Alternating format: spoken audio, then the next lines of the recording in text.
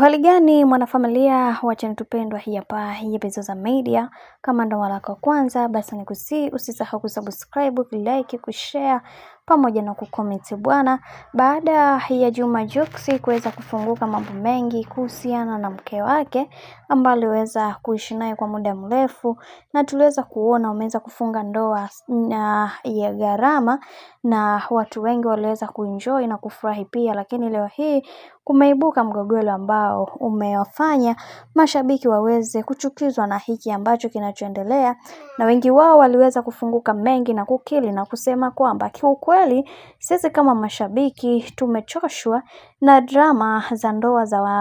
za wasanii, kwa sababu kumekuwa na sintofahamu nyingi ambazo zimekuwa zikiendelea. Binafsi sisi kama familia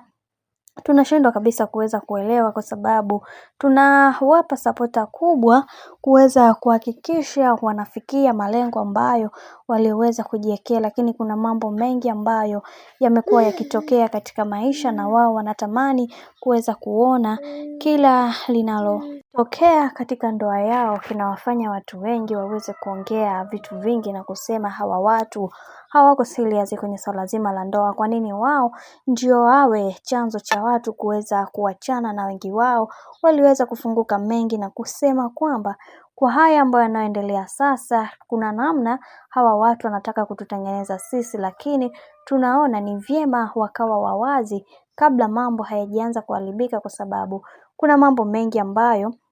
yamekuwa yakizungumzwa kuhusiana na ndoa hii, na wengi wao waliweza kuongea vingi na kusema kwamba kwa hiki ambacho kinachoendelea sasa, yatupaswa kuweza kuhakikisha kila kitu kinakuwa katika misingi iliyo imara na mikakati iliyo bora, kwa sababu kuna mambo mengi ambayo yanayoendelea, na wengi wao wanatamani kuweza kusawazisha hiki ambacho kinachoendelea, na wengi wao wakasema kwamba Juma Jux amekuwa mtu ambaye akiachwa mara zote wanawake. Sasa sijui changamoto yake kubwa ni ipi, kwa sababu kama ni gundu basi ameweza kulivaa kweli kweli, kwani kwa safari hii anatakiwa kuweza kupewa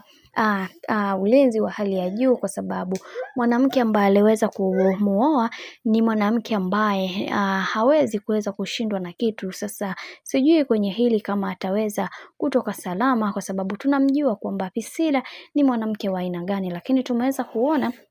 namna gani ambavyo mambo yalivyokuwa mengi, na wengi wao waliweza kuongea mengi na kusema wacha tuone mwisho wa haya yote itakuwaje, kwa sababu kuna mambo mengi ambayo yanayoendelea. Watu wengi walitamani kuweza kujua mengi zaidi kuhusiana na haya ambayo yanayoendelea kwa kipindi hiki. Bwana, mimi nikusihi kama ndo mara kwa kwanza basi usisahau kusubscribe, kulike, kushare pamoja na kucomment.